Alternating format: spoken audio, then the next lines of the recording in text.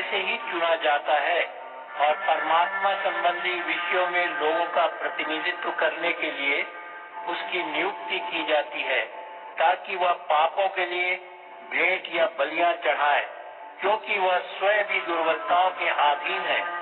इसलिए वह ना समझो और भटके हुओं के साथ कोमल व्यवहार कर सकता है। इसलिए उसे अपने पापों के लिए और वैसे ही लोगों के पापों के लिए बलियां चढ़ानी पड़ती है।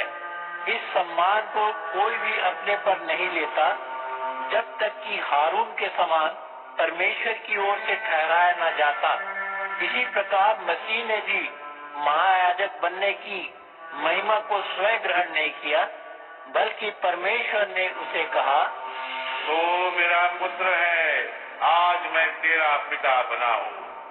और एक स्थान पर भी वह कहता है, तू एक शाश्वत याजक है, मिल्कीसिदक के जैसा।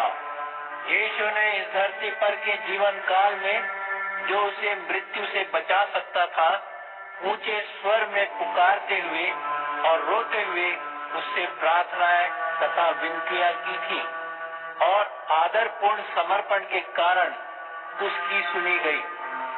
यद्यपि वह उसका पुत्र था, फिर भी यातनाएं झेलते हुए उसने आज्ञा का पालन करना सीखा और एक बार संपूर्ण बन जाने पर उन सब के लिए जो उसकी आज्ञा का पालन करते हैं, वह अनंत छुटकारे का स्रोत बन गया तथा परमेश्वर के द्वारा मिल्कीसिदक की परंपरा में उसे महायाजक बनाया गया।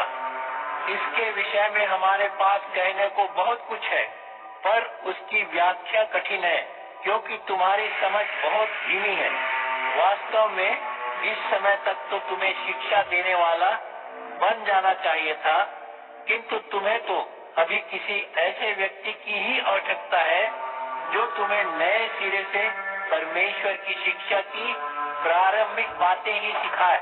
तुम्हें तो बस अभी दूध ही चाहिए, ठोस आहार नहीं।